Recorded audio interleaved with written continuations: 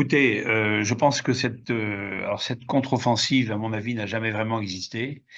Je pense que c'est de la communication du régime de Kiev et puis de la communication de l'OTAN, bien sûr, qui est derrière, et des Américains et des Occidentaux, malheureusement repris par les médias occidentaux. Mais si vous n'êtes pas à Paris, mais moi je suis à Paris, je peux vous dire que les 10 experts militaires qui intervenaient sur les médias français pour expliquer que la contre-offensive ukrainienne était un succès et qu'on allait voir ce qu'on allait voir, on les entend plus, on les voit plus et on les entend plus. Ils ont compris que ils étaient ridicules en fait.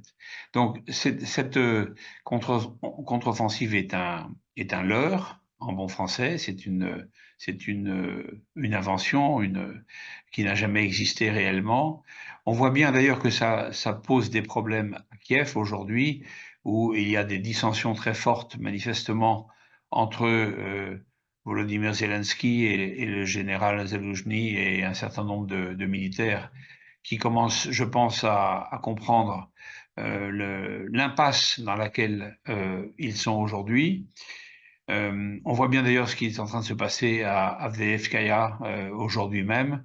Je pense que tout simplement ce que nous disons depuis l'an dernier, la Russie gagnera militairement cette guerre. C'est inévitable. On ne peut pas mener des tas de contre-offensives en même temps, à droite et à gauche.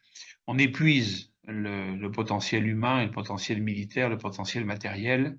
Et ça, c'est une des premières raisons. La deuxième raison, c'est que les, les, la ligne défensive russe est extrêmement solide aujourd'hui et que à partir de cette ligne défensive, au contraire, les Russes peuvent progresser.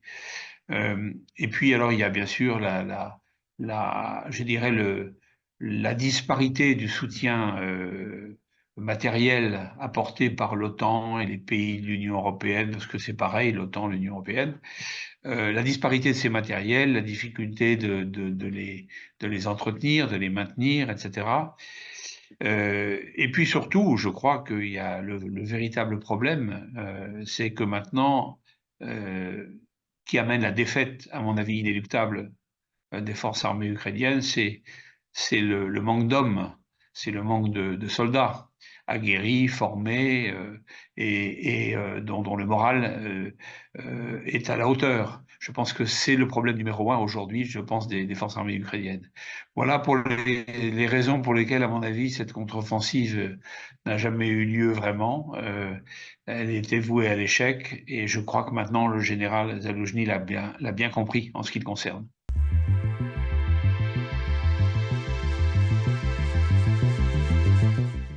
C'est une très bonne question. Alors d'abord sur la description que vous a fait le colonel Jacques Beau, je suis complètement d'accord avec lui, hein. Il suit ça de très près. Il est un excellent expert et je partage complètement son avis. Ça, c'est la première chose. Maintenant, vous avez raison. Il y a à l'évidence aujourd'hui, je pense qu'il y a un mouvement qui est en train de se faire à l'Ouest, que ce soit aux États-Unis déjà, pour commencer, mais aussi, je pense, dans certains pays européens, euh, qui commencent à trouver que l'addition est lourde. Je pense en particulier à l'addition financière. On a déversé, je ne sais pas, 200 milliards de dollars sur l'Ukraine, dont une grande partie disparaît dans les poches des dirigeants ou des gens qui sont affidés au régime, hein. Euh, et l'armement lui-même qui est fourni, on commence à le retrouver dans la bande de Gaza ou ailleurs. Bon, donc si vous voulez, je pense qu'il y a beaucoup de problèmes de corruption qui commencent à agacer à l'Ouest les gens qui voulaient soutenir l'Ukraine. Donc aujourd'hui, on a, je pense, une désaffection progressive. D'abord parce qu'il n'y a aucun résultat et que les résultats sont négatifs. Et je pense qu'en fait, tous ces gens qui ont poussé l'Ukraine à la guerre en mars 2022, alors qu'il y avait une possibilité à l'époque de négociation, tous ces gens-là sont des criminels, à commencer par Monsieur Joe Biden, et puis tous les chefs d'État ou chefs d'organisation, comme le secrétaire général de l'OTAN, qui ont poussé à la guerre. Et en fait, ils ont envoyé la jeunesse ukrainienne se faire hacher face à l'armée russe, que cette responsabilité est écrasante pour eux. Alors je pense que je serais inquiet, euh, très inquiet, parce que je dis pas qu'on a oublié euh, la guerre en Ukraine à l'Ouest, mais elle est passée un peu au second plan et ça arrange tout le monde parce que justement, tout le monde commence à comprendre que finalement, la Russie a gagné ou va gagner militairement cette guerre. Donc, c'est un souci parce que ça veut dire que, en même temps, il faudrait vraiment entamer des négociations. Alors, pour entamer des négociations, c'est toujours pareil. Chaque partie veut être suffisamment forte pour dominer les négociations. Moi, je pense qu'aujourd'hui, la Russie est la partie qui domine les négociations demain, si elles ont lieu demain. Donc, je pense que nos politiciens occidentaux commencent à se poser cette question. Ils veulent pas vraiment y répondre. Ils espèrent. On entend dire que les stratèges de l'OTAN ont conseillé aux Ukrainiens de passer à une stratégie défensive. Ça me fait un peu sourire parce que, enfin, c'est triste tout ça parce il y a des centaines de milliers de morts derrière. Mais ça me fait un peu sourire dans la mesure où je pense que ben, il est bien temps de se rendre compte que, en fait, l'Ukraine n'a pas les moyens. Alors maintenant, ils sont bien embêtés, tous ces politiciens à l'Ouest. Il y en a de plus honnêtes que d'autres, d'autres plus malhonnêtes que d'autres, mais ils ont tous l'idée que maintenant, il va falloir, bien sûr, passer aux négociations. Alors le problème, c'est qu'ils ont poussé à la guerre M. Zelensky en mars 2022 en faisant échouer toutes les opportunités de négociation qui pouvaient à ce moment-là être mises sur la table. Et donc maintenant, il faut retenir M. Zelensky, qui est devenu un peu fou, si vous voulez. Il est dans sa logique. Il s'est arrogé un rôle personnel. Il veut rentrer dans l'histoire. On voit bien, il est devenu un peu mégalomane. Hein. Et donc, je pense que le problème maintenant, c'est M. Zelensky lui-même, en fait, et sa garde rapprochée. Et on voit bien que si cette dissension avec les chefs militaires peut tourner à une sorte d'affrontement interne. Euh, je ne serais pas surpris personnellement si M. Zelensky disparaît de la scène demain. Je pense qu'il y aura des négociations qui seront menées par ses remplaçants, son ou ses remplaçants.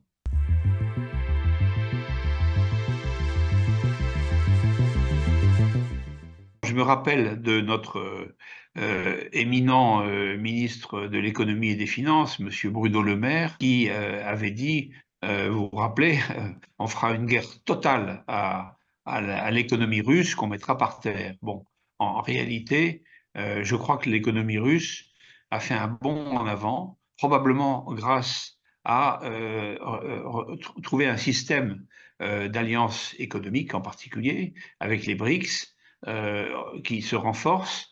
On parle de plus en plus de la dédollarisation. Donc on voit bien.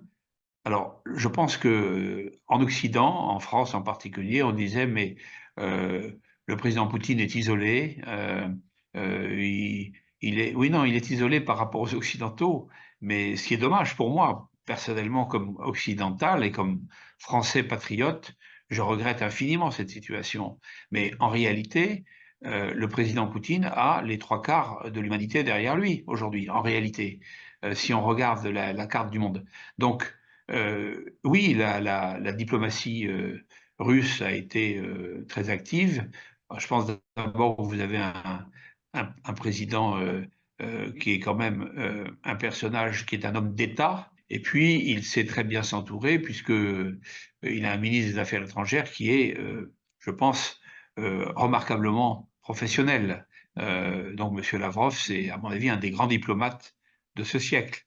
Donc, on voit bien que tous les efforts de la Russie pour rallier finalement les pays de ce qu'on appelait autrefois le tiers-monde, les pays non alignés, mais avec cette alliance de fait avec la Chine et l'Inde, et puis l'Iran, etc., on voit bien que euh, en face, que voulez-vous que l'Union européenne, vassale, docile des États-Unis, euh, qui eux ne se mêleront jamais de la guerre en direct, bien sûr, puisse faire avec l'OTAN, qui est une machine aujourd'hui obsolète et qui n'a pas d'avenir, à mon avis, pas plus d'ailleurs que l'Union européenne demain, je pense, parce que je pense que la défaite de l'OTAN en Ukraine, qui, à mon avis, est inéluctable, va amener de très grands changements dans les organisations internationales et dans les équilibres de ce monde. On le voit bien, ça commence déjà, en fait. Donc, voilà, je ne sais pas si j'ai répondu à votre question, mais moi, je pense on est dans une phase euh, où on n'est plus très loin de la fin de cette guerre. Et j'en suis heureux parce que je ne peux pas se réjouir de la guerre, quelle qu'elle soit. Et je pense que cette guerre, comme c'était prévisible au départ, mais il faut toujours des dizaines et des centaines de milliers de morts au milieu pour que les hommes le comprennent, euh, eh bien, je pense que la Russie est en train de gagner son pari. En face, je pense que l'empire américain est en train de se défaire petit à petit et qu'un monde multipolaire est en train d'émerger.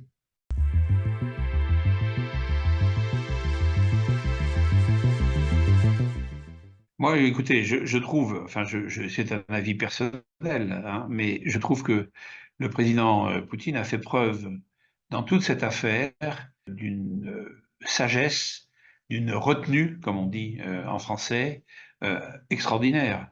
Parce que justement, il n'est pas rentré, on l'a accusé de tous les maux, on l'a mis au banc de la justice internationale occidentale, hein, bien sûr. On a même dit qu'il était malade, qu'il était fou, qu'il était ceci, qu'il était cela. Il n'a cédé à aucune provocation et il a mené ses objectifs comme en s'adaptant, parce il a été contraint de s'adapter plusieurs fois, mais il n'a jamais dévié de son axe. Et finalement, je pense il est le véritable gagnant de cette affaire. Je pense que, encore une fois, il a une stature internationale d'homme d'État. Euh, il a des ennemis et il a des amis et il a aussi des alliés. C'est pas toujours forcément la même chose.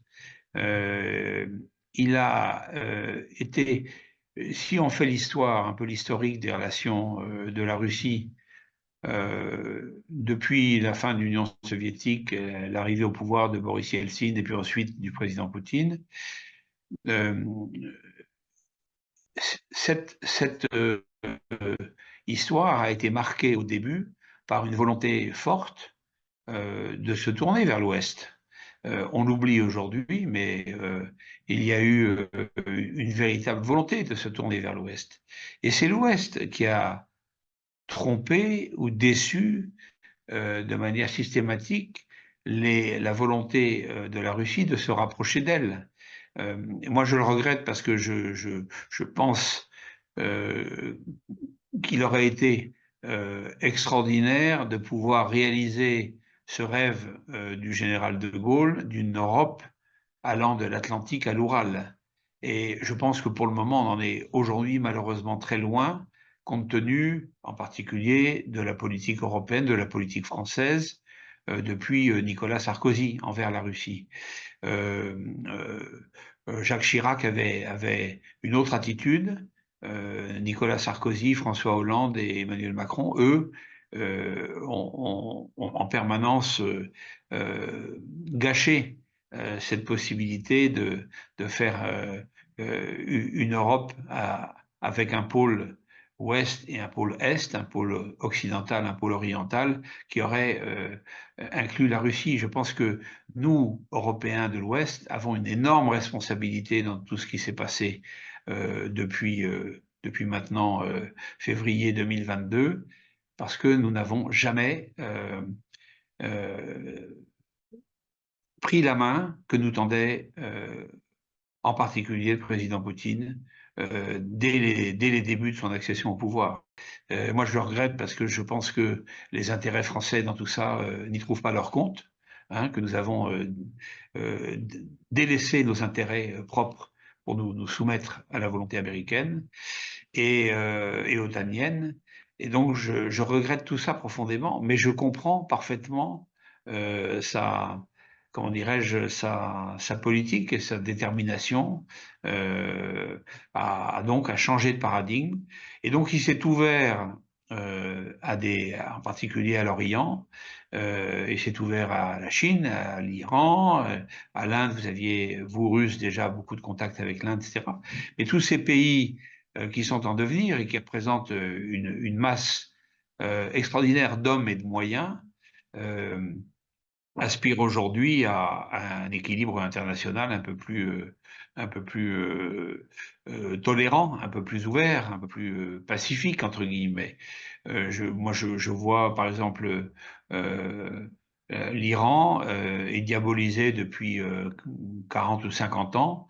L'Iran a envie de réintégrer la communauté internationale, mais pas à n'importe quel prix, pas en se soumettant à la puissance unique aux gendarmes du monde que seraient les États-Unis d'Amérique. Je pense que tout ça est en train de voler en éclats et je pense que la Russie de Vladimir Poutine aura joué un rôle très actif dans cette évolution. J'ai des amis en Russie, de très bons amis en Russie. Je continue à parler avec eux, à échanger avec eux pour conserver des amitiés qui seront utiles le jour venu pour reprendre des relations amicales de pays à pays.